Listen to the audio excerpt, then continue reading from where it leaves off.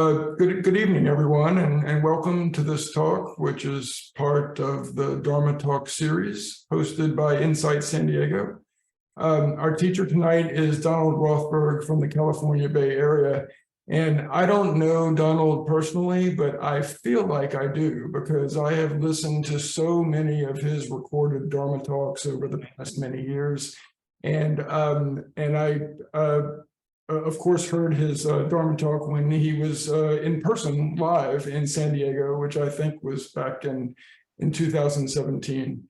So we're very pleased to have him back for this virtual talk tonight.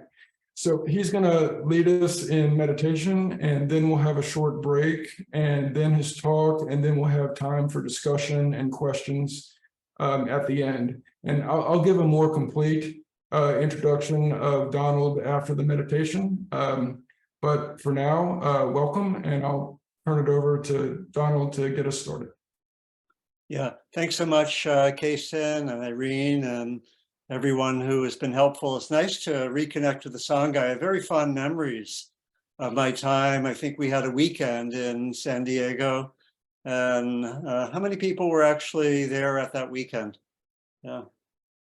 So it's good to be back and be part of it. And as we said, we'll have a little more introduction right before the talk. So for right now, just wanted to begin with probably about 35 minutes of meditation. And what I'm imagining is the first half, just practice that you choose to help you settle. And then the second half of the meditation, I'll bring in a fairly lightly guided sequence that will relate to the theme of the evening, the theme of the talk, which I think probably most of you know is entitled Dukkha and the End of Dukkha. Okay, so just find your posture that works for you. Do whatever you may do near the beginning of a meditation period. Check your posture, maybe connect with intentions.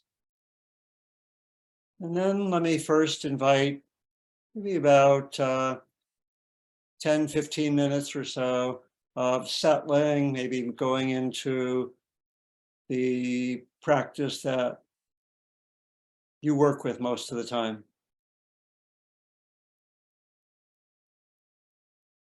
And then I'll come back probably in about 12 or 15 minutes and give a little guidance.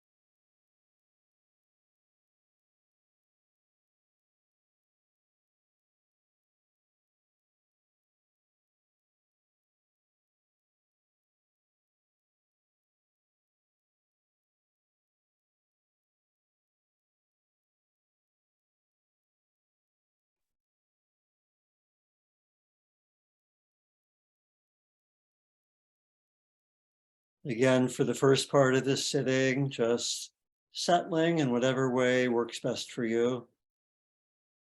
Coming back to being present over and over again.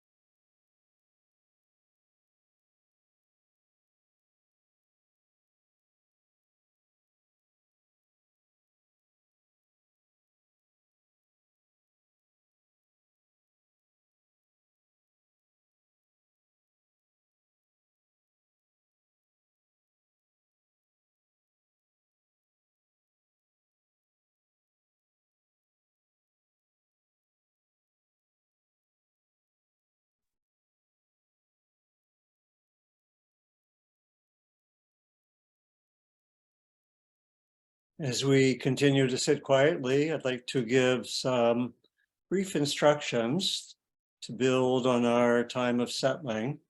This again is related to the theme that we'll explore in the evening. Notice if there are any moments of reactivity. Could take place at the level of the body, could be tensing or pushing away in some way unpleasant sensations in the body, or unpleasant thoughts, or thoughts that involve some degree of something that is painful, maybe an interaction, maybe what someone else said or thought. Could be an emotion or a feeling that one doesn't like. Could also be the other side of reactivity, which is grasping. The two sides are pushing away more compulsively or grasping more compulsively. It might be liking something that's happening in the body, in some way grasping at the level of the body, or it could be with thoughts or ideas. Liking some body state, liking something that happened, and in some way grasping after it.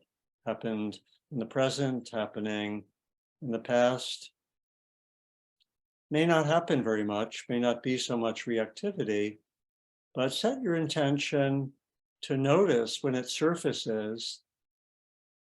And if some moment of reactivity surfaces, could be being judgmental of yourself or others, could be again at the level of the body or thoughts or emotions. If that occurs and you notice it, bring mindfulness to it. It may not last very much longer, but it may actually be there for a little while. Bring mindfulness to it. What's going on at the level of the body? What are the emotions? What's the thought or story or narrative? So in sum, track for reactivity in its two forms, grabbing hold or pushing away. And if it occurs and it lasts for a while, bring mindfulness to that experience. Just see what's there, be present. When it's no longer there, just coming back to the foundational practice that you're doing.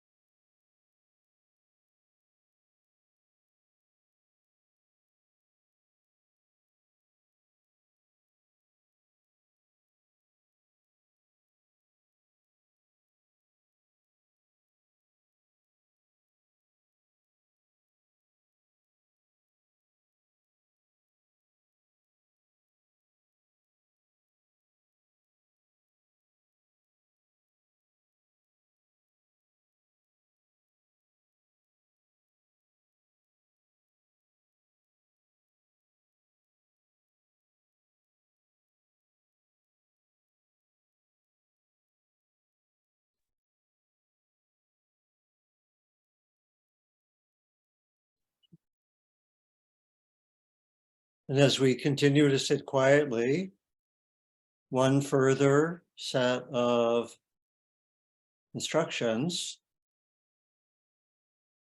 related to being mindful of reactivity.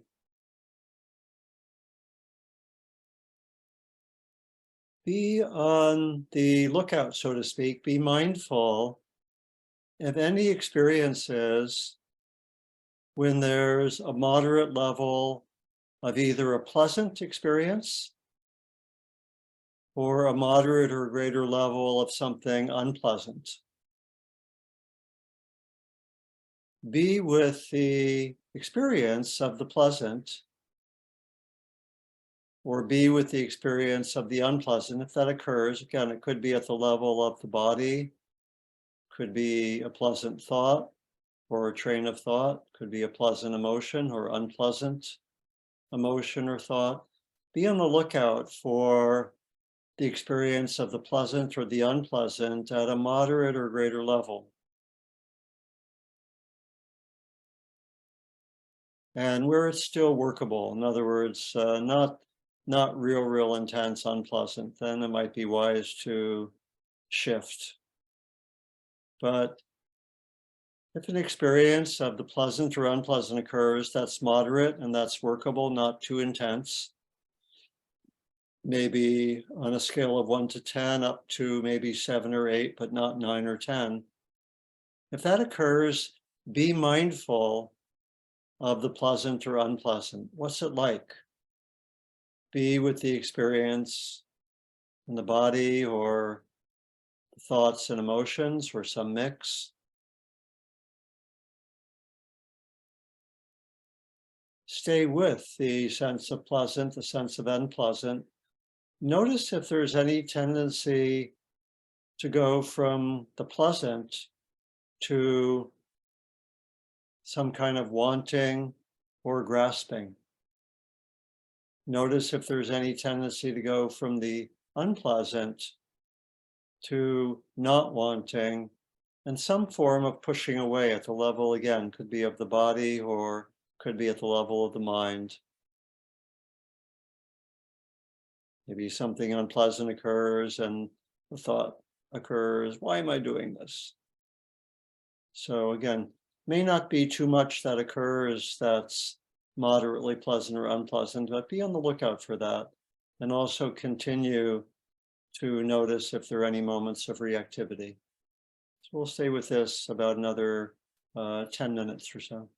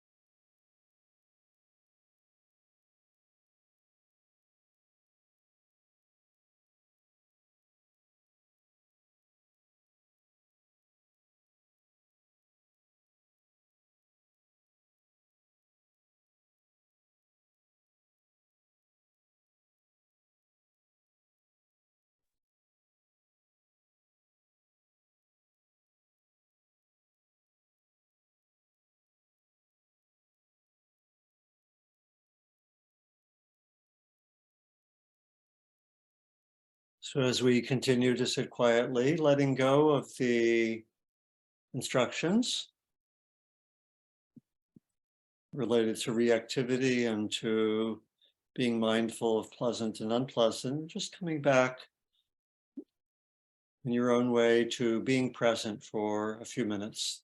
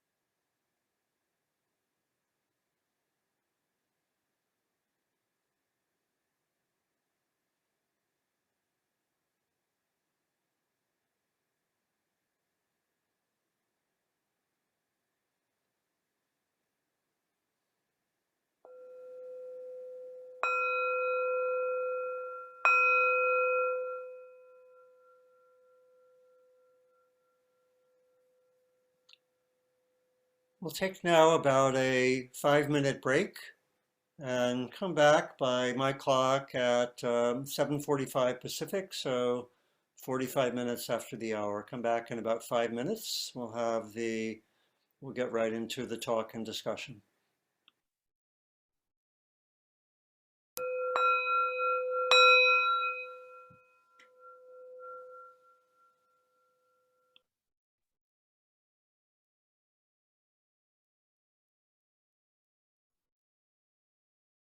Okay. Well, welcome back, everybody. I'll go ahead and give a formal introduction of our teacher, Donald Rothberd.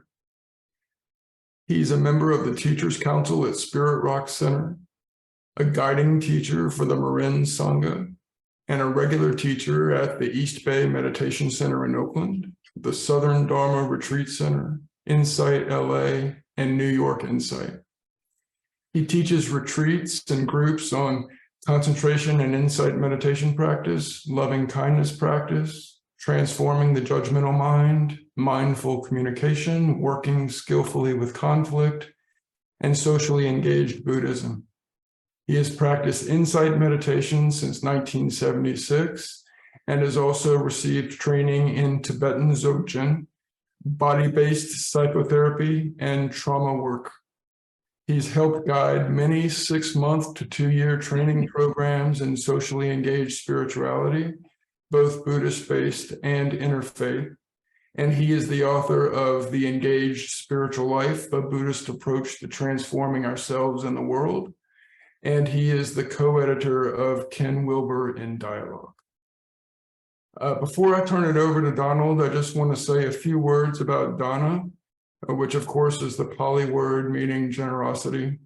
Donald, like many teachers in this tradition, does not get paid for events such as these. He shares the Buddha Dharma out of generosity, and he in turn is supported by the generosity of the community.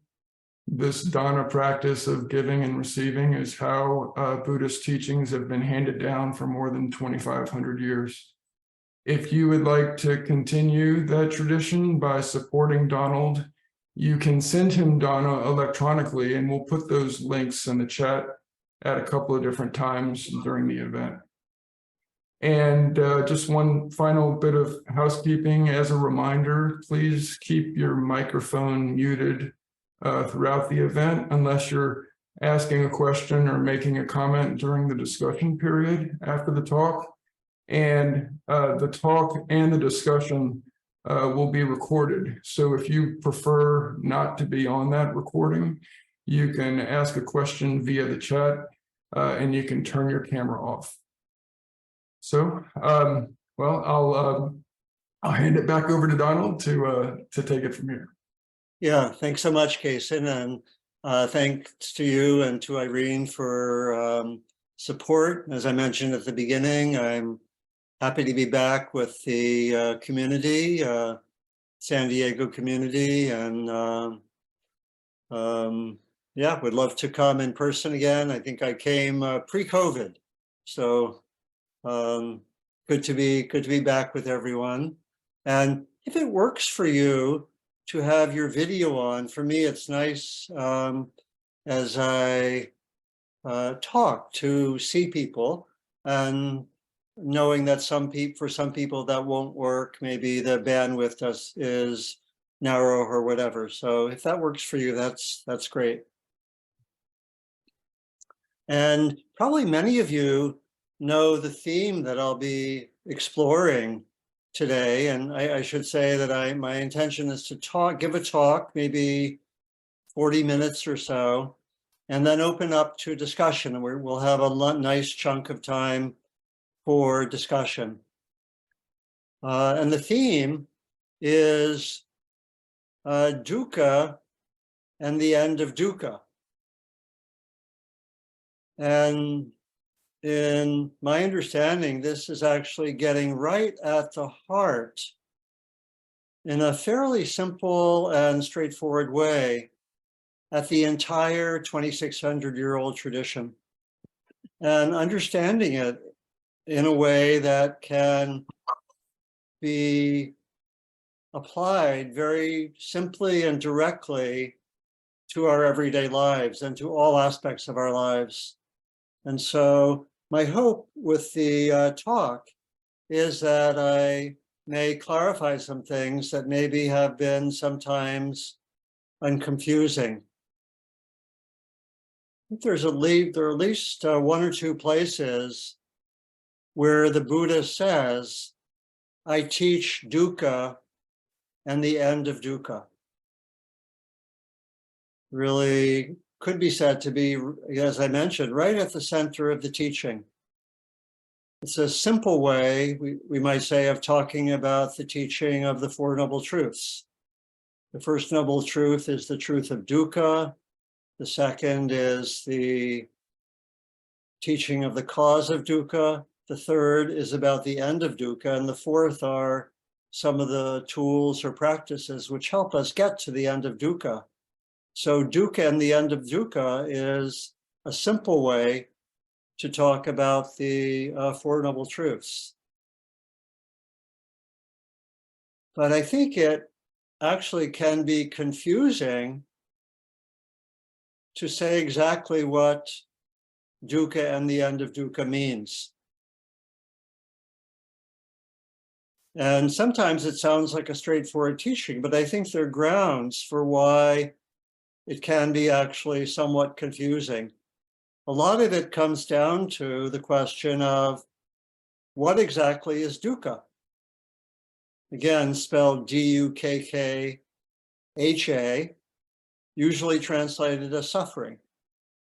But as I'll suggest, suffering is clearly a decent translation for one of the meanings of dukkha, but it doesn't help us so much clarify what the end of dukkha is. Although probably many of us, when we were beginning to practice, heard that the aim of all this and said, and heard that the aim of all this is the end of suffering.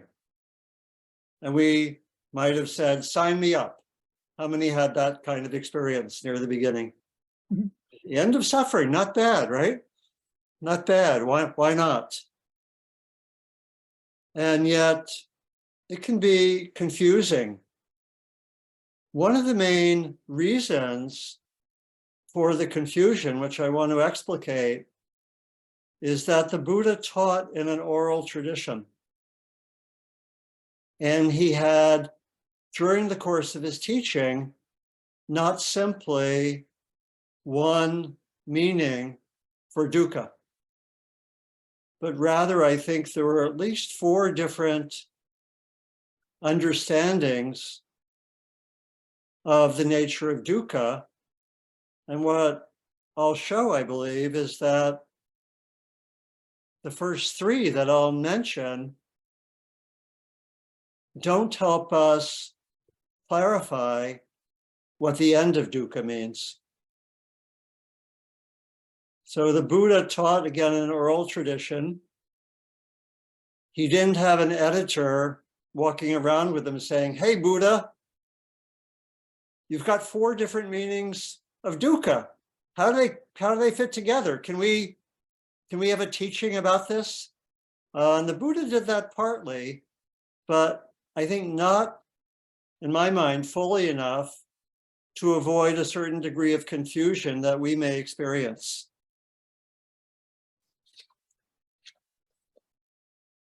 So what are those 4 meanings of dukkha? Let's have that first slide now, Irene, and I'll try to talk about 4 different ways that dukkha can be understood. Probably, maybe all of these are familiar to you. The most common usage of dukkha is the first. And at some points in his teaching, he called this dukkha. And this is the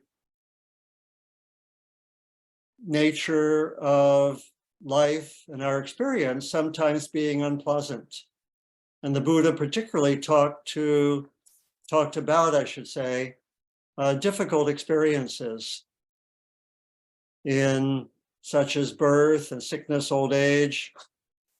And I want you, as you listen to these different accounts of dukkha, to ask the question, do these help us make sense of what the end of dukkha is? Because that's the aim of practice.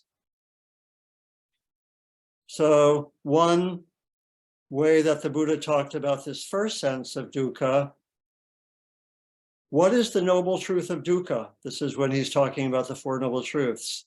Birth is dukkha, aging is dukkha, death is dukkha, sorrow, lamentation, pain, grief, and despair are dukkha. Not to obtain what one wants is dukkha. In short, the 5 aggregates affected by clinging are dukkha. And the ordinary meaning of dukkha in the Indian culture of his time was that which is unpleasant, uneasy, uncomfortable, difficult, causing pain or sadness. And the etymology of the word dukkha, du comes from a root meaning bad or difficult, and the ka means empty. And it's actually interesting that one of the references, or one of the ways that the etymology developed, was that dukkha has a connection with an axle wheel of a cart, which is off center. So we have a bumpy ride. So we might say that dukkha is having a bumpy ride at times. And this was probably the most prominent account of dukkha. But we can then ask the question, do we ever experience the end of this kind of dukkha? Well, we might go, and I don't know if the Buddha was thinking about this, we might go to the sense of never being reborn again. And maybe that is an end even to this form of dukkha. But certainly while we're alive and practicing, and this would go for the Buddha in his life, presumably the Buddha came to the end of dukkha while he was still alive. But does the unpleasant ever end while we're alive? It doesn't. It's simply part of what happens in our experience. And the Buddha himself, particularly in his old age, had headaches and a bad back. That's dukkha in the first sense. That did not end for him. But rather, we'd have to look elsewhere to find out what kind of dukkha is there that actually ends. It's similar, I believe, for the second sense of dukkha, viparanama dukkha, the discomfort of change. This is the sense that every pleasant experience, because of impermanence, will at some point become unpleasant. I can be having a very pleasant sense of being in a wonderful environment. At some point, it will end and it won't be pleasant anymore. It'll be unpleasant. And so the Buddha says this is another meaning of dukkha, but then we can ask the question, does this ever end? And again, I would say, not as long as we're alive.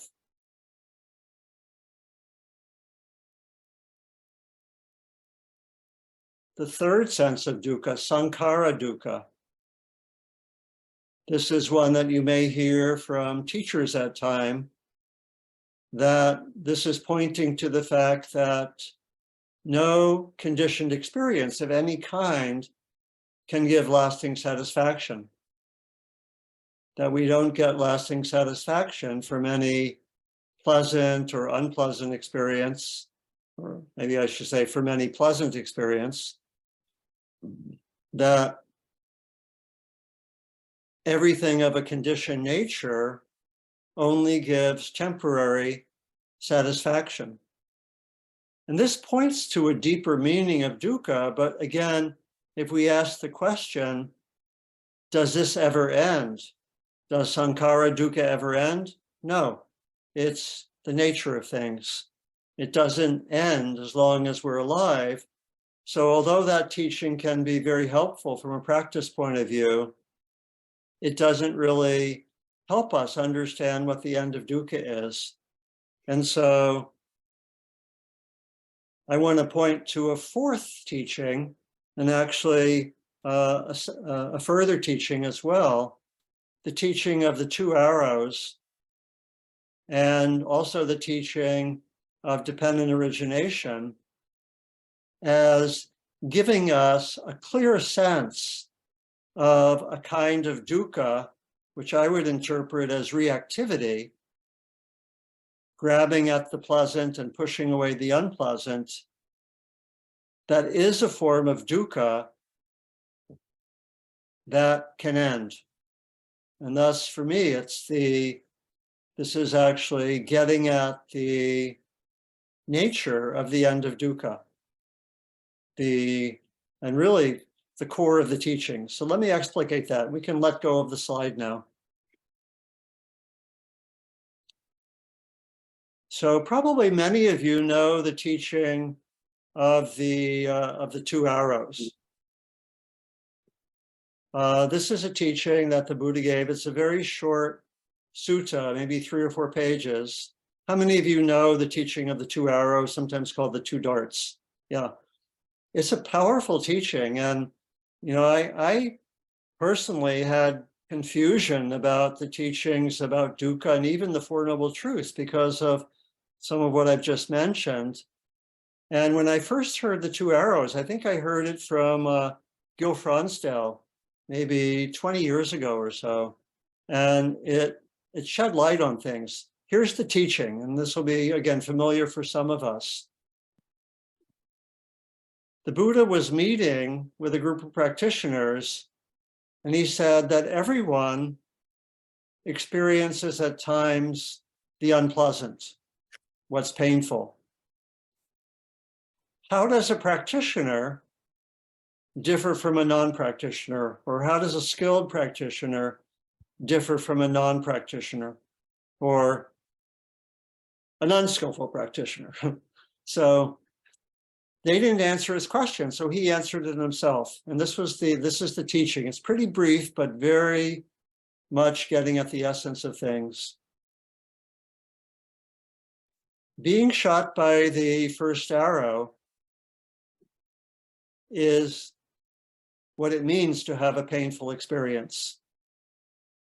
Having a painful body experience or emotional experience or mental experience is like being shot by a first arrow. In the text, the Buddha primarily talked about bodily experiences, but I think we can generalize and say, what is it like to be shot by the first arrow, to have a painful experience?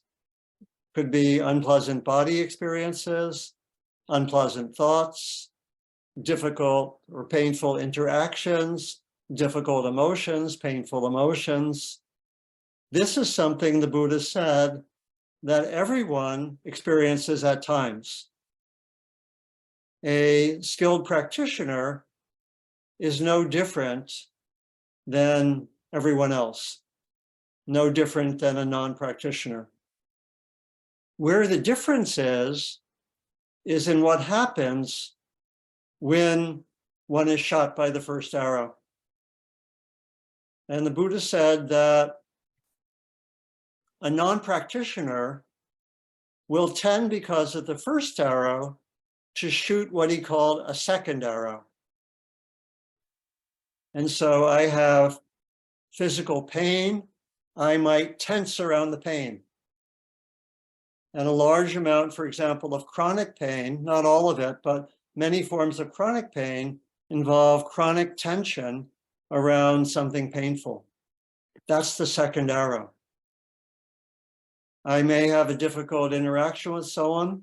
It's painful, and I react right back. I say something mean or nasty or judgmental, or I think negative thoughts about the person.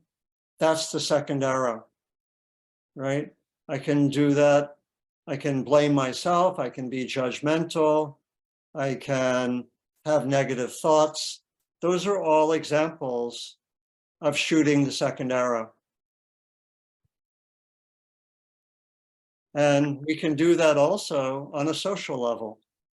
We can see that a lot of conflicts, interpersonal or between groups or even between nations, are about having been shot by the first arrow, maybe by someone else or another side or another nation, and shooting a second arrow at them. And it can go back and forth. You know, that we can see that many, many conflicts are two people or two sides or multiple people or sides shooting second arrows at each other, right? And so in some way, the teaching about shooting the second arrow could be said to be code for shooting the second, third, fourth, fifth, and 2000th arrow, right? That we can, how many people can think of interactions you've had where people just keep shooting arrows at each other, so to speak? How many can actually bring those to mind, right? How many can think of times when you've shot the second arrow? Right? Now, what the Buddha says is that a skilled practitioner does not shoot the second arrow, right? We could speak about shooting the second arrow as reactivity, and we can make a distinction between the first arrow, which is pain, and the second arrow, which is reactivity. I'm going to suggest that this teaching illuminates what the end of dukkha means. If we think of dukkha not as the first arrow, which is the meaning that we get from what I described earlier, but if we think of this further meaning of dukkha as shooting the second arrow, then we have a sense of what the end of dukkha means, because what the Buddha is saying is that the skilled practitioner learns not to shoot the second arrow in all sorts of ways. I'm going to say that that's what the core teaching is, that the meaning of dukkha that's most appropriate for understanding the essence of the teaching is dukkha as reactivity. Now, some people will talk about the end of suffering and talk about dukkha as suffering and give a special meaning to suffering, sort of a technical definition. And I personally used to do this. Some people do this. And so you can listen for this, and they would say, they would make a firm distinction between pain as the first arrow and suffering as the second arrow. And I've heard other teachers do that. Again, I did that myself, but I find it a little more helpful, less confusing, to talk about the second arrow as reactivity. Although, again, if we give a very clear definition of suffering as not shooting the second arrow, it means the same thing, okay? So a second teaching, which really brings this out, is the teaching that we find in dependent origination, which is the teaching that came out of the Buddha's awakening. And I'll go through this fairly briefly. Let's bring that second slide on now. And the slide will focus on a part of the teaching of dependent origination. How many are somewhat familiar with dependent origination? Right. So this is the part of the teaching which I think gives the same understanding as we find with the teaching of the two arrows. And this is the middle part of the teaching of dependent origination. The first part more or less says that the roots of dukkha are initially in basic ignorance and then developing a lot of habits, a lot of habitual tendencies. Given that ignorance and those habitual tendencies, we enter the part of that teaching which is on the slide. 4 steps, fairly simple. The first is, when we have, actually in all of our experience, but here he's talking about experience which is, we might say, organized by ignorance and by habitual tendencies. Number 1, our ordinary experience, we have contact with some sense object. We have some kind of sense experience. We see something, we hear something, we smell something, maybe we have some kind of interaction, and so forth. We have some thinking, some idea. That leads invariably, secondly, to the feeling tone, Vedana, pleasant, unpleasant, or neutral. Every contact with a sense object, every thought we have, every emotion, every bodily experience has a feeling tone. The vast majority are neutral, but some of them are pleasant or unpleasant. We were exploring this some in the guided meditation. When we're not mindful, when we're not aware, and when we have these habitual tendencies and ignorance, a pleasant feeling tone will lead to craving or wanting, tanha. An unpleasant feeling tone will lead to not craving, and we might say more to wanting, to pushing away, wanting to push away. And this may lead very, very quickly sometimes to grasping after what we want or pushing away what we don't want. Sometimes, as we know, the interval between contact and grasping is virtually immediate.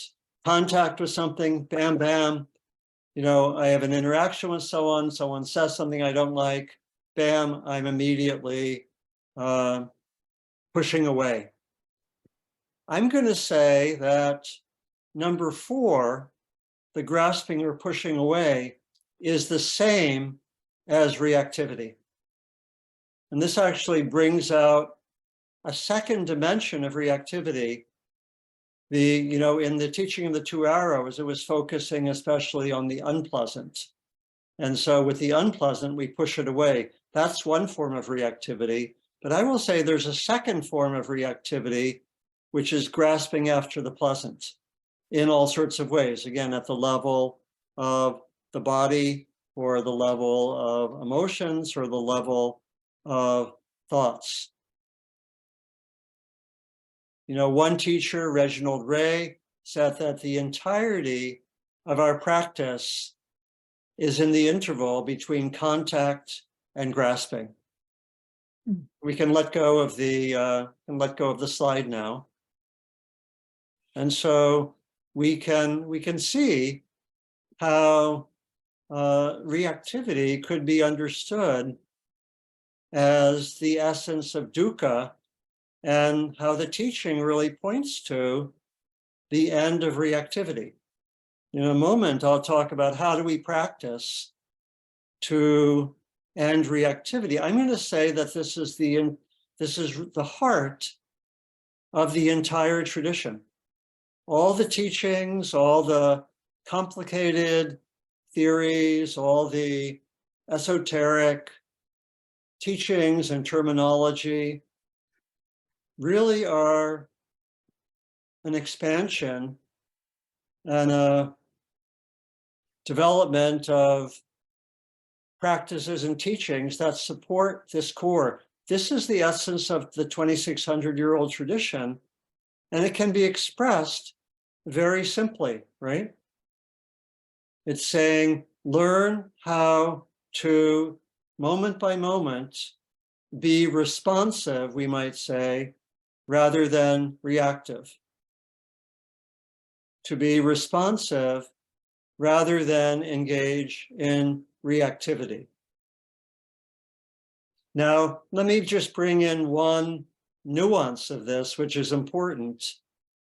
The key that is the problem is the reactivity. It's not the fact of it being pleasant or unpleasant. And we may choose to go after the pleasant without reactivity. I may choose to, turn on the heat and be comfortable, to be pleasant, without necessarily engaging in reactivity. Maybe more obvious is how I can try to avoid the unpleasant without necessarily engaging in reactivity. So, for example, as a social activist, I might find injustice very unpleasant. And I might want to get rid of injustice, unpleasant, painful, etc. One, the aim would be to skillfully go after the pleasant, skillfully and the unpleasant. As an activist, I want to learn how can I be skillful to work to end injustice, right? So it's not the fact of the pleasant or unpleasant that we want to get rid of, it's the reactivity. And as an activist, of course, I can be very, very reactive. Anyone ever been a reactive activist or known any, right? We can do that. Another way to say this is that we want to see if we are acting out of reactivity, but that's an important nuance, that this isn't about going after the pleasant. It's not about going after, pushing away, or let me say it again. It's not about ending the unpleasant. It's about the reactivity, the compulsive, the habitual nature of it. Another complication or nuance is that, and this is really suggested by my example of the activist, is that reactivity can be enmeshed with insight or seeing something clearly. I can see injustice very clearly and be very reactive, and my reactivity is enmeshed with my seeing something clearly. That's a complexity, right?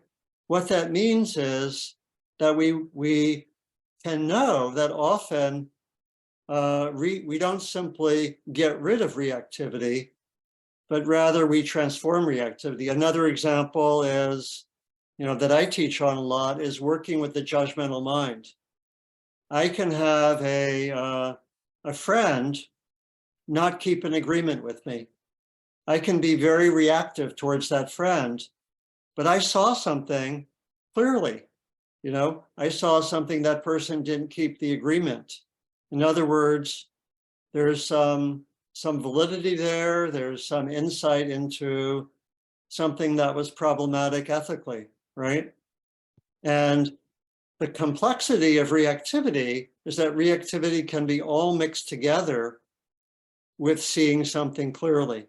And that can be confusing, right? Because often, what I've seen with being judgmental, I may think, oh, as long as I'm seeing something clearly, that person didn't keep the agreement. Whatever I say or do is okay. Not the case, right? And so what that points to is that we don't get rid simply of reactivity. We don't suppress reactivity. Rather, we transform reactivity. Really crucial distinctions. That makes some sense? And, I found a quotation from a Christian teacher named Richard Rohr, and he said that pain which is not transformed is transmitted. Pain which is not transformed is transmitted. Meaning if I don't work out my own pain, my inner pain, if I act out of pain or reactivity, I will pass on the pain to others or maybe to myself. I will continue with that. So I think we have a sense of just from my speaking, some of the forms of reactivity. We can grasp after the pleasant, we can push away the unpleasant. I can grasp after pleasant tastes and smells and sensations. I can grasp after pleasant experiences with other people. I can grasp after ideas or views or beliefs, and I can, in an analogous way, push away or try to get rid of bodily experiences, unpleasant body experiences, or unpleasant experiences, or unpleasant people, views, or beliefs, or ideas. And we can experience reactivity in 100 different ways, towards, again, all dimensions of our experience. I think it's also important to see that there can be reactivity at the social level. And a lot of societies are organized by sort of, we might say, institutionalized reactivity. It's interesting that I think it's important to see that can occur too, that we can have a society organized by grasping or greed, right? And some people interpret aspects of our economic system as a kind of institutionalized greed. I remember hearing a quote from a trader on Wall Street when they were in a down cycle, and he said, around here there are two kinds of cycles. There's a greed cycle and there's a fear cycle. Right now we're in a fear cycle, he said. And we can see that, grasping, the reactivity can be understood on a social level. Same thing, obviously, with the pushing away, the reactivity of conflict or hatred manifests in all sorts of ways, right? We can see that in multiple ways. And it's interesting to see the way that the reactivity often covers over some kind of pain. I think we can see this politically. A lot of people get, they have pain and they get manipulated to go after scapegoats. That is interesting because that is a form of, if we go back to the teaching of dependent origination, we can see that if we actually can't be mindful and be with the pain, it very quickly goes to reactivity. And that happens on a social level. I would say that people's pain often gets manipulated. They get directed at scapegoats rather than really looking directly at the pain and the roots of the pain. Does that make some sense? We can see that socially. There's the African-American writer James Baldwin once said, I imagine that one of the reasons that people cling to their hatred so stubbornly is because they sense once hate is gone, they will be forced to deal with pain. That's interesting, right? And we can, so the reactivity is experienced personally, it's experienced in relationships, it's experienced in groups, it's experienced at larger social levels. So how do we practice? I'll close with this. How do we practice with reactivity? And I want to name maybe, I think 8 different ways briefly of practicing with reactivity. And some of them we looked at in the guided practice. The first is very simple. It's a large part of our practice. The first is cultivate different forms of non-reactivity. Learn what it's like to be with non-reactivity. So we hang out with mindfulness. We develop mindfulness. Mindfulness is non-reactive awareness. We cultivate loving kindness. We learn to be with the non-reactivity of loving kindness or compassion and so forth. We get to know it well. When there's, a second core way to work with and transform reactivity is to be mindful of reactivity. Notice the reactivity when it's occurring. And I want to come back to something that I mentioned in the guided practice, which is that it's really crucial when we're being mindful of reactivity, first to clarify the level of reactivity and make sure that it's workable. Sometimes reactivity can be overly intense, can be on that scale of 1 to 10, maybe an 8 or 9 or 10. When the reactivity is at that level, we can't really be mindful. And then, and this is really, I could say, a third way to practice with reactivity. If the reactivity is at too high a level, develop ways of moving out of the reactivity. If you wake up in the middle of the night, really, really reactive about something that happened yesterday, what's a way, and it's too late and too hard to be mindful, what helps one get out of the reactivity? For me, sometimes going right away to loving kindness practice, or maybe if it happens during the day, take a walk, do something physical, talk to a friend, and so forth. So that's a further way of working with reactivity, but then we can come back to the second, which is be mindful of reactivity. Study reactivity. It's a major way that the transformation occurs. Be with the judgmental mind. Be with anger. Be with sitting there, not liking the unpleasant sensation that's there when it's within the workable range and it's not causing damage. A large part of our learning about reactivity comes from being with pleasant or unpleasant experiences that are workable, not causing a problem, and studying them. Probably I, like many of you, have had hours and hours and hours being with unpleasant experiences. It's not what they put in the promotional literature, right? Come, meditate.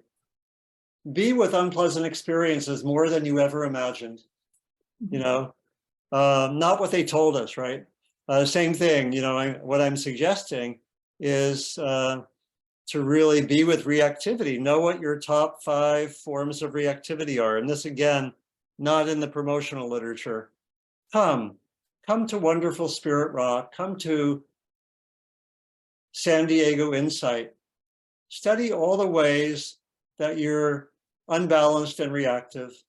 Please come, right? It's not the usual message, but that's really at the heart of the practice. Can we be with the reactivity, study it? You know, sometimes there are insights that come. You know, I've had retreats where I stayed with fear for a week straight, or stayed with being angry and watching reactivity, stayed with being judgmental. Tremendous learning from staying with this and hanging out. I once taught, along with my colleague Diana Winston, a class which we called Greed 101. It was a class, we taught it, we had very, very low enrollment. In fact, we had 2 teachers and 5 people in the class. Not your usual, pretty good ratio. Not very many people signed up. We called it, again, Greed 101. It was a 6-week class, but I loved it. We loved teaching it. And we really looked very closely at the nature of greed. We had a final exam, was to do silent walking meditation through a newly opened Bed Bath and Beyond, you know, in the Bay Area. And people did that and just looked at what was there. And what we found sort of fits with what I've said before. Greed, which is a form of grasping, kind of what I'm calling reactivity in the grasping mode. It's what we found just looking at greed. Greed is highly impulsive, right? It's very, very impulsive. It's very self-centered. There's a lack of wisdom. What we found with greed is that there's no sense of consequences when we're in the grasp of greed. We just go for what's there. No sense of long-term consequences. So study, this is again, a major way to work with reactivity. As we do that, we'll often have a sense of being able to separate out the reactivity from what might be helpful or insightful that's mixed in with the reactivity. Mindfulness is a core tool for working to separate out what is confused from what's helpful in the reactivity. Again, understanding reactivity as often a mix of something that is wise or intelligent with something that is caught up in grasping or pushing away. A 4th way of practicing for reactivity is really to remember these teachings of the 2 arrows and the teaching of dependent origination. When I work one-on-one with people and people have had a difficult experience, a painful experience, the most common guidance I give them is watch out for shooting the second arrow. When you have something painful or difficult happen, remember the teaching. Watch out for shooting the second arrow. Sometimes we notice ourselves doing that once or twice. If we remember the teaching, we can give ourselves the guidance, okay, let me not feed that storyline or that narrative that is a way to shoot the second arrow. A very central way, a 5th way of practicing with reactivity is to bring in the heart practices, to bring in loving kindness or compassion or forgiveness. And these can really help us not to shoot the second arrow, you know, to really work with the reactivity so we don't get mixed up in it, that they can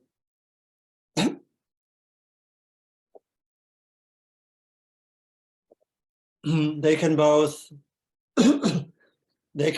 help us to be more balanced they can help us be more balanced when there is something difficult or painful, or even when there's something pleasant. They can help us be more balanced, and they can help us move away from that reactivity. A sixth way of practicing, which I won't go into so much, is to develop non-reactive ways of responding when there's something difficult, using wise speech, using ways of interacting that don't keep us shooting second arrows at each other. Skillful ways to work with conflict, maybe empathy, ways of connecting with people. And then I'll just mention two others, just in passing. One is to work with our psychological material that's contributing to reactivity. And if we were to take another few sessions here, we would want to look at, to what extent do I have, as in the mind becoming judgmental, old patterns that are there in my neural pathways such that I tend to be reactive when I get triggered in a certain way. For me personally, if someone doesn't listen to me, my conditioning from being young was, if someone doesn't listen to me, I will tend to go into reactivity. And that's a personal history.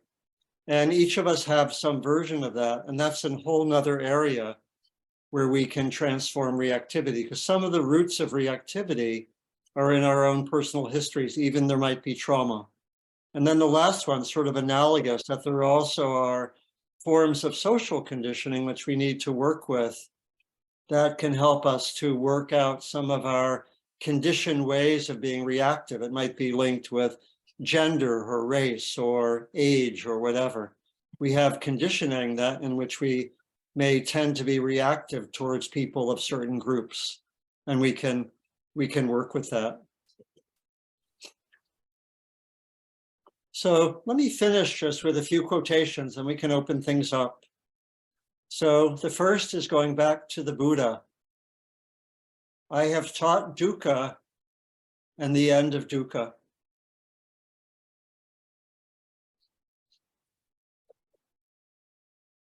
Another quotation from the Buddha.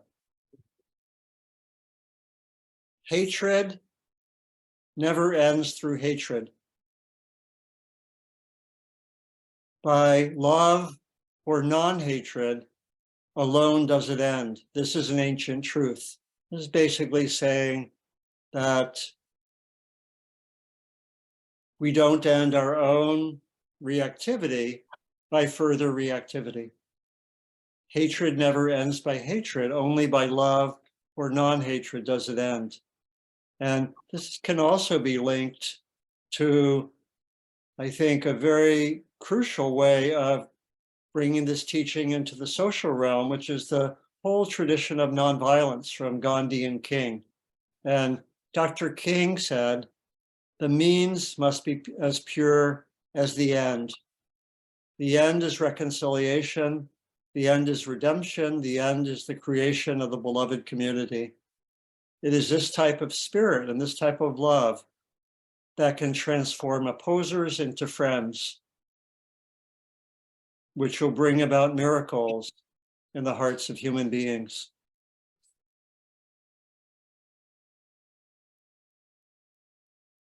So let me finish there and let me invite us just to stay for a moment with what may have been helpful or resonated with you from the talk about the essence of dukkha and the end of dukkha, the essence of the meaning of dukkha as reactivity. Just let's stay silent for about a minute and then we can open up.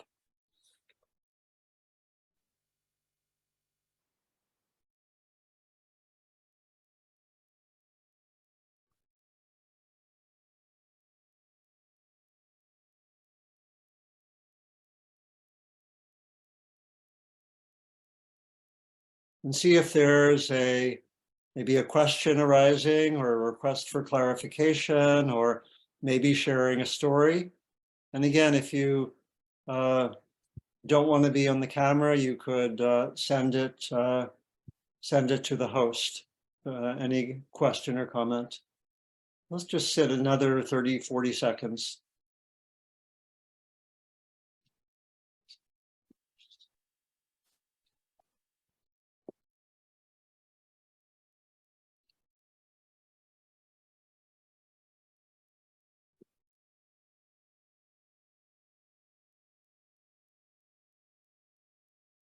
And so please, would anyone like to ask something or share something? Please, looks like Lori. And you can either, yeah, if you have your video on, I can see you. If you raise your hand, you can also use the raised hand function. Lori, please. Yes, I just want to get a little bit of clarity when you talked about the sequence of contact to grasping, the craving or not craving or wanting. Isn't the not craving or wanting the same thing as the grasping or pushing away? I don't quite understand between Right, that. no, it's a great question, Lori, thanks. Essentially, the Buddha analytically distinguished them, I think, in the sense that the craving has not yet acted. It's kind of like as if I'm sitting there wanting the second piece of cake, but I haven't grabbed for it yet. Pretty much analogous to that. But I think maybe what you're pointing to is that often all of this arrives at the same time. You know, I'm craving and I just grasp at the same moment, but he's analytically distinguishing it, but sometimes our experiences, they're not really distinguished. They come at the same time. In fact, all of this can happen bam, bam, right? Yeah, does that make sense?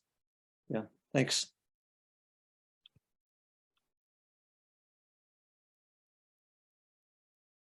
Others, please. And I'm very open to questions which are not fully formed, what we sometimes call half-baked questions. Elliot, please.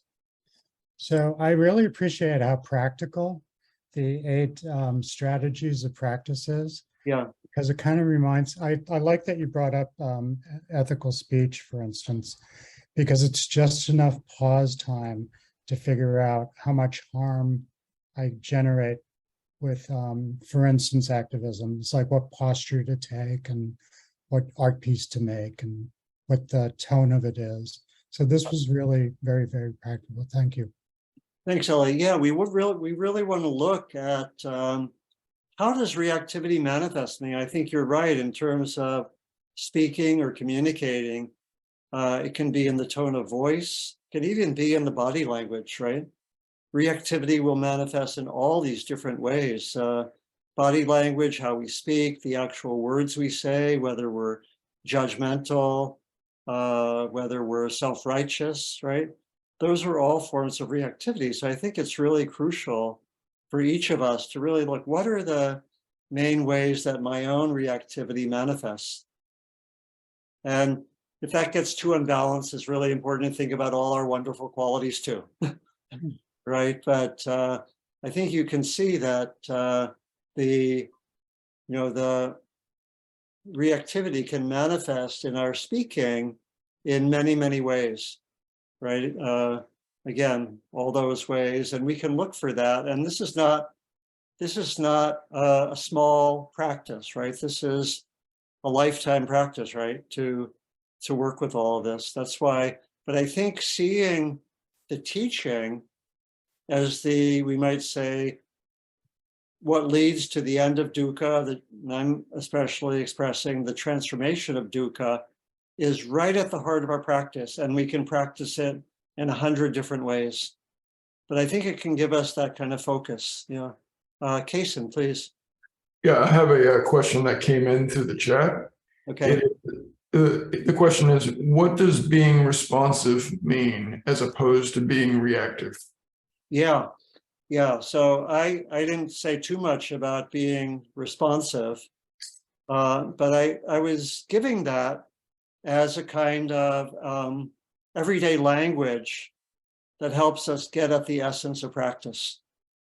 The essence of practice is being responsive rather than reactive. And I want to say that when I use the word reactive, I'm referring to that which is connected with reactivity. In ordinary English, sometimes we talk about reacting without meaning that we're engaged in reactivity. So just to clarify the language, that the language I'm using is distinguishing being in a, being linked with reactivity, the compulsive habitual grasping or pushing away. So being responsive is finding ways to be skillful in relationship to what's happening, let's say, in the moment.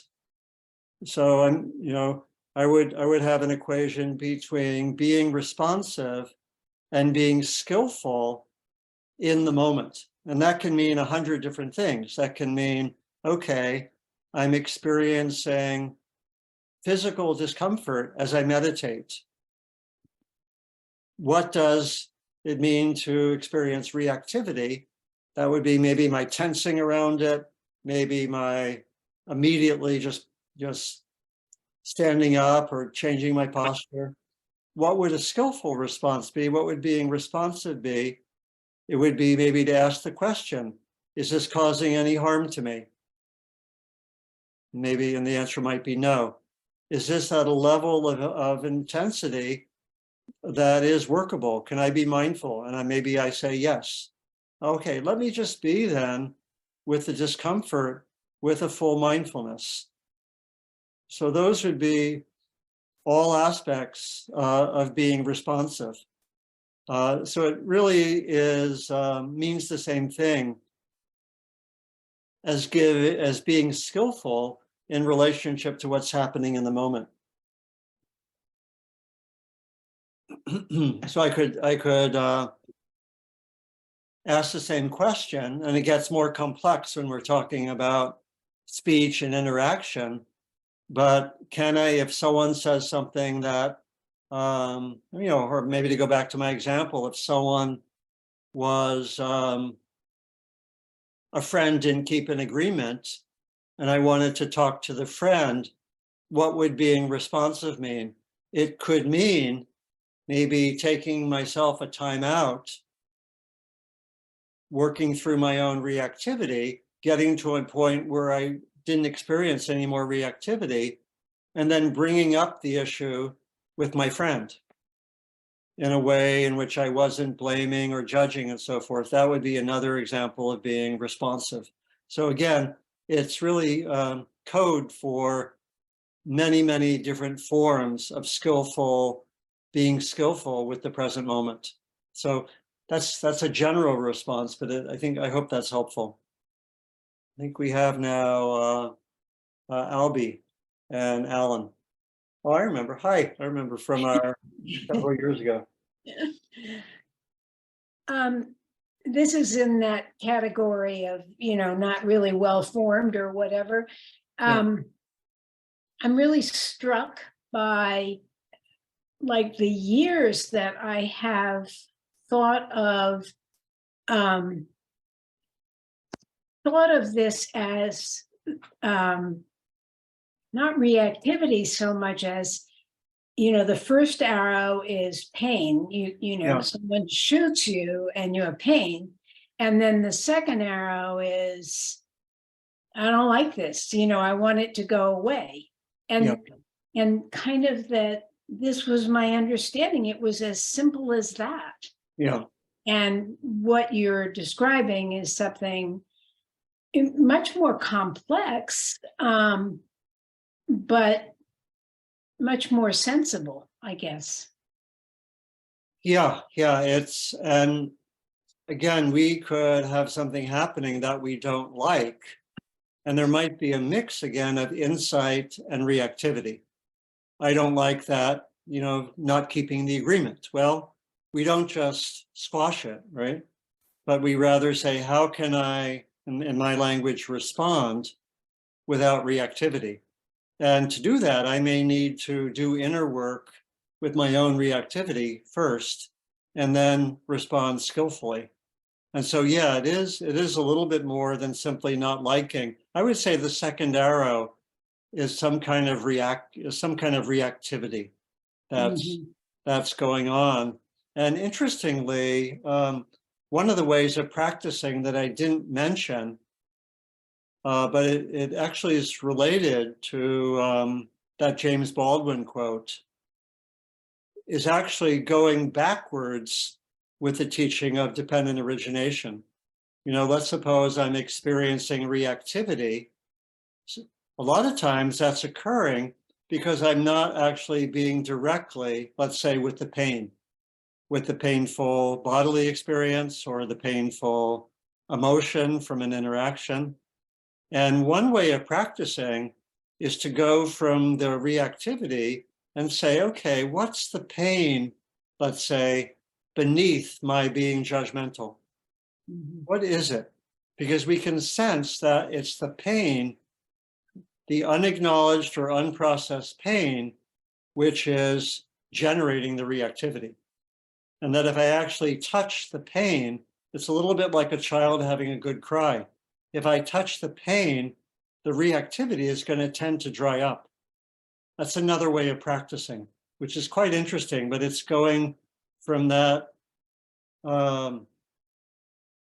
level 4 in the model of dependent origination back to the feeling tone.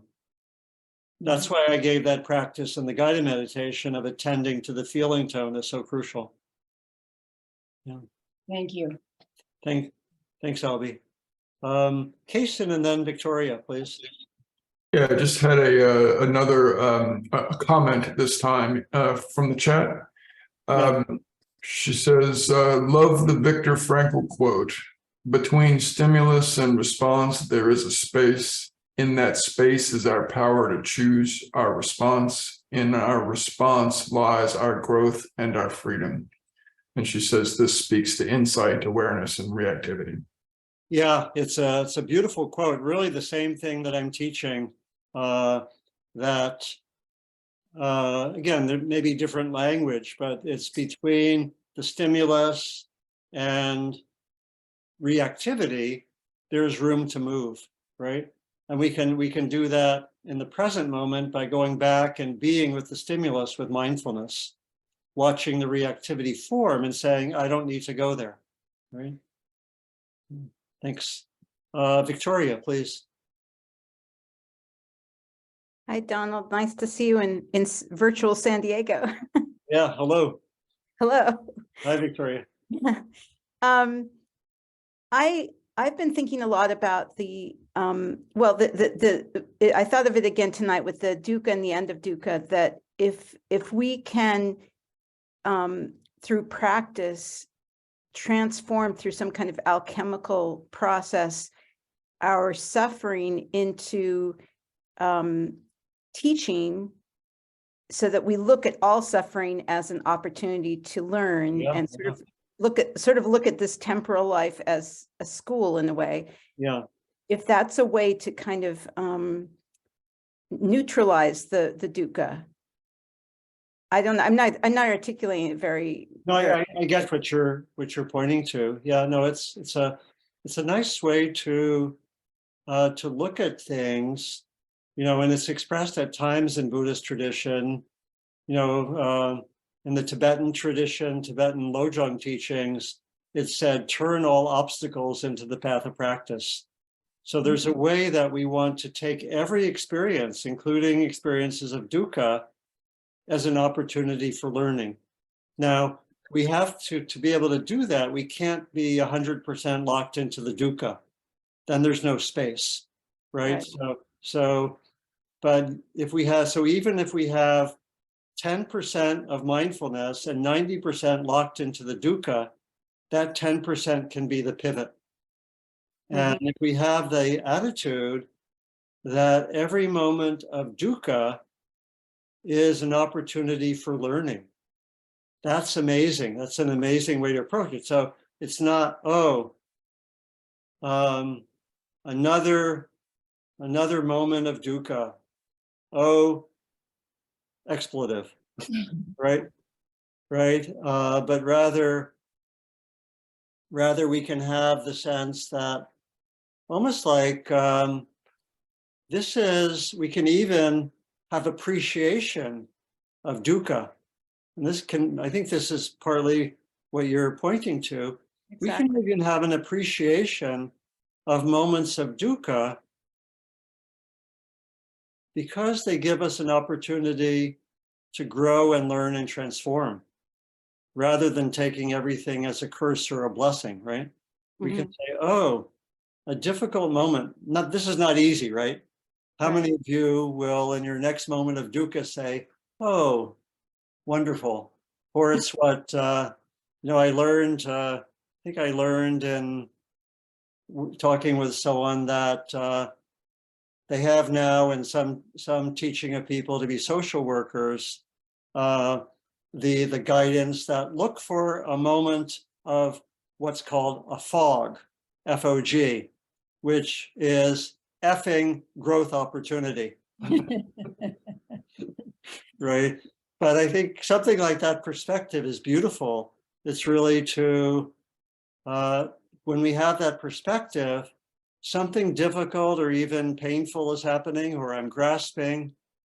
And this is, I think the Buddha gave this teaching because he was effectively saying, look for dukkha. This is the way you'll learn. This is the way you'll transform. It's not, which goes against how I originally thought of practice. I originally thought of practice as, oh, I'll just have calm and peacefulness and wonderful states, and I'll just get deeper in them. It'll just be forever after. Anyone have some notion like that when you first became practicing? Something like that? Yeah, or at least that'll be the majority, right? And that didn't happen for me. But so this perspective is a little bit different. It's saying, and I think the Buddha was saying implicitly, when you really work with dukkha, you're really entering the royal road of transformation. And it's beautiful. And this is where this is precious. And so don't try to get rid of moments of dukkha, but rather work to practice with them. Yeah, thanks, Victoria. Thank you. Thank you.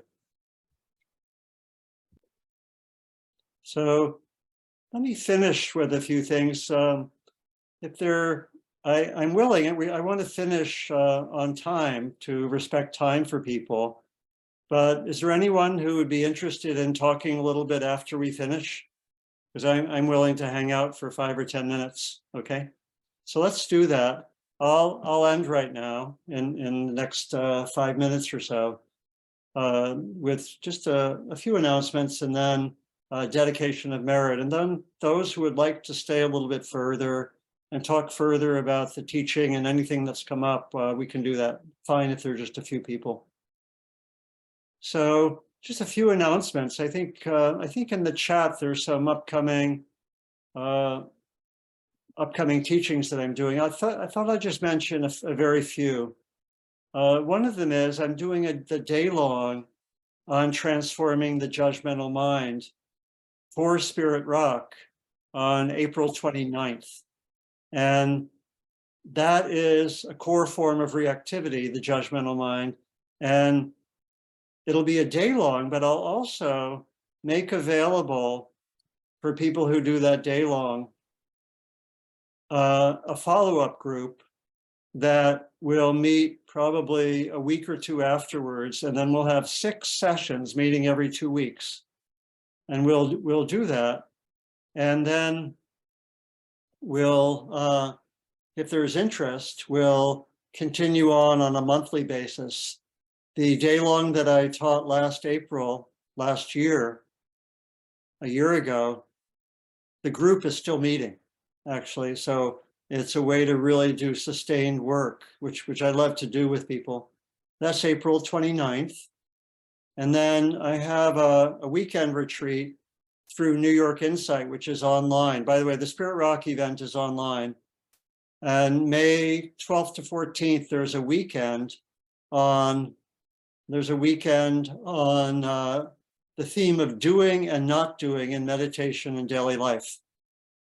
which is a lot of fun, which is a very fun topic. And you can look for a description.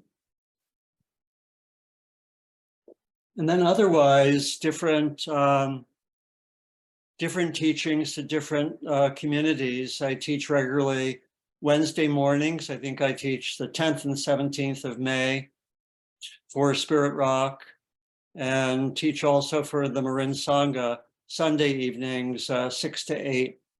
So that's happening. And maybe last thing is, I'll be doing a retreat on wise speech, which will be in person, but it'll be at a retreat center in North Carolina. So if you have family on the East Coast and you want to combine it with a retreat, it's June 20th to 26th.